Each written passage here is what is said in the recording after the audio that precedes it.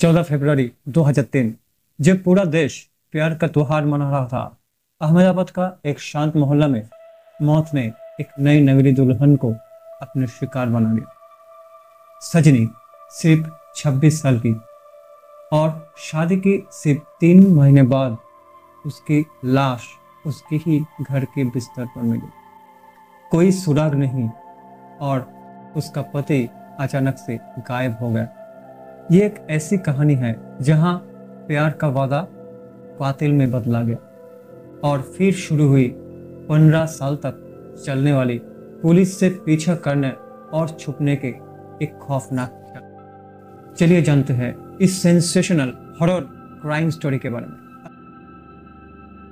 अहमदाबाद के भोपाल एरिया में 14 फरवरी 2003 की शाम सजनी नायर की लाश उसके घर के बेडरूम पर मिली। गले में दुपट्टा के निशान, चेहरा पीला और पूरा घर बिखरा हुआ था। पहली नज़र में लगा ये लूट का केस है, लेकिन सबसे अजीब बात यह थी कि उसके पति तरुण झा उसी दिन से गायब था। पुलिस कंफ्यूज थी। पुलिस के दिमाग पे कुछ सवाल खड़ा हो रहा कि ये एक मर्डर है, रबारी है या कुछ और। इस घटना से इन्वेस्टिगेशन करते हुए क्राइम ब्रांच ने तुरंत डॉग स्क्वाड को बुलाया। डॉग स्क्वाड आने के बाद पूरा घर का हर एक कोना चेक किया, लेकिन संदिग्ध कुछ भी नहीं मिला। पुलिस जब हाल छोड़ने ही वाली थी, ठीक उसी वक्त एक डॉग ने सर्च करते हुए सीधा तरुण के मां के पास जाकर रुके और भौंकने लगा। तरुण ने खुद को पहले से ही बीमार बताकर हॉस्पिटल में एडमिट करवा लिया और वहीं से रात की अंधेरा में छुपकर भाग गया। यही वो दो मोमेंट था जहां से पुलिस को शक पक्का हो गया। इसके बाद पुलिस ने इन्वेस्टिगेशन तो चालू रखा, लेकिन कोई सबूत ना होने की वजह से केस सॉल्व नहीं हो पाया और एक प्रकार बंद हो गया। ऐसे ही करके 3 साल बीत गया, लेकिन कल्प्रिट ना क्लू कुछ नहीं मिला और इसके बाद ही केस में एक टर्न आई। सजनी के पेरेंट्स सीएम नरेंद्र मोदी से मिला। एक्चुअली उस टाइम नरेंद्र मोदी जी गुजरात के सीएम हुआ करता था। मोदी जी ने इस केस के बारे में ना ही केवल अच्छा से सुना, उसने इस केस को तुरंत क्राइम ब्रांच को सौंप दिया और केस की इन्वेस्टिगेशन का जिम्मा दिया गया एक बहुत एक्सपीरियंस पुलिस इंस्पेक्टर को, एसीपी दीपन भद्रन को।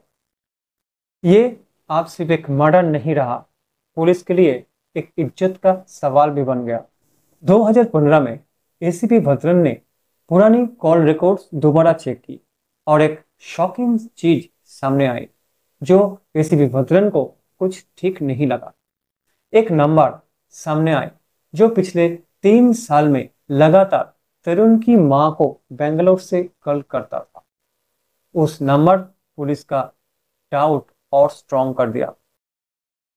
पुलिस ने तुरंत ही मां का फॉलोअप किया और देखा वो हर कुछ दिन बाद बेंगलोर के बीटीएम लेआउट जाती थी।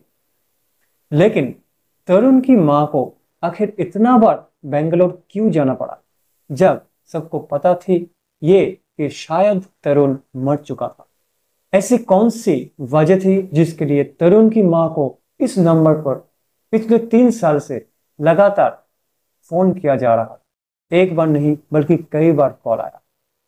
ऐसे कई सवालों से एसीपी को समझ में एक चीज आ गया था कि तरुण अभी भी जिंदा है और किसी नए नाम और नए पहचान के साथ छुपकर बेंगलोर में किसी जगह रह रहे। इसके बाद पुलिस ने इन्वेस्टिगेशन और स्ट्रांग कर दी और पूरी शक्ति के साथ इंफॉर्मेशन इकट्ठा करने पे लग गई। एसीपी भद्रन ने पूरी डिपार्टमेंट को शक्ति से इस केस को सॉल्व करने के लिए ऑर्डर दिया। कुछ दिन जाने के बाद पुलिस की एक सोर्स से पता चला कि तरुण ने आइडेंटिटी चेंज कर ली थी। अब वो बन गया था प्रवीण भटले, बेंगलोर के ओरेकल कंपनी में सीनियर प्रोजेक्ट मैनेजर। उसका सैलरी पैकेज था 22 लाख पर annum। वो नई शादी कर चुका था और 2 बच्चों का बाप बन गया था। नए नाम, नई जिंदगी, लेकिन पाप वही पुराना। 2018 में सजनी की मां को एक बार फिर वही नंबर से कॉल आई। पुलिस ने ओरेकल कंपनी से कंफर्म किया ये नंबर तरुण की कंपनी से लिंक्ड था और तरुण ओरेकल में ही जॉब करते हैं। एसीपी की टीम ने बेंगलोर जाकर अंडर कवर ऑपरेशन की तैयारी किया और इसके बाद इंस्पेक्टर अनिल चौधरी ने खुद ओरेकल ऑफिस विजिट की और उसको केबिन में बुलाया गया। केबिन में आने के बाद सिर्फ एक ही वर्ड बोला, हेलो मिस्टर तरुण, आपकी 15 साल की गेम आप खत्म हो गई। इसके बाद शुरू हुआ पूछताछ और पूछताछ में तरुण पूरी तरह टूट चुका था।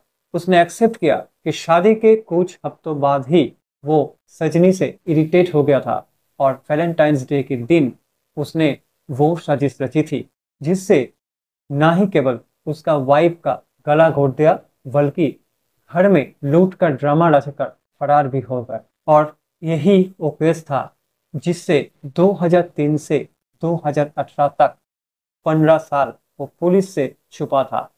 इसके बाद 2023 में ट्रायल के टाइम में कोर्ट ने उससे टेम्पोररी बेल दे दी, लेकिन कोर्ट अपीयरेंस के दिन ही वो दोबारा भाग गया। इस बार उसने अपना नया नाम रखा जस्टिन जोसेफ और दिल्ली के नजफगढ़ एरिया में रहने लगा। लेकिन फिर एक फोन कॉल ने उसके नए लाइफ का भी द एंड लिख दिया। साइबर सेल दिल्ली ने नंबर ट्रैक किया। अहमदाबाद पुलिस ने वापस उससे वो नंबर से पकड़ लिया और यही क्लोज होता है ये केस। एक पिता ने अपनी बेटी खोई, एक मां ने 15 साल तक इंसाफ के लिए लड़ाई की और एक कातिल जो 2 जिंदगी जीता रहा, लेकिन एंड में सच ने जीत ही ली।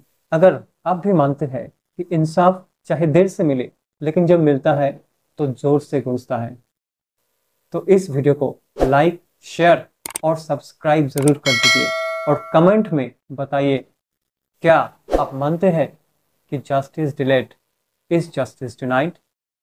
Just right in the comment box. Channel को सब्सक्राइब करना मत भूलिए क्योंकि अगले बार फिर मिलेंगे एक और रियल कहानी के साथ जो हिला देगा रूह को। चलते हैं। नमस्ते, जय हिंद।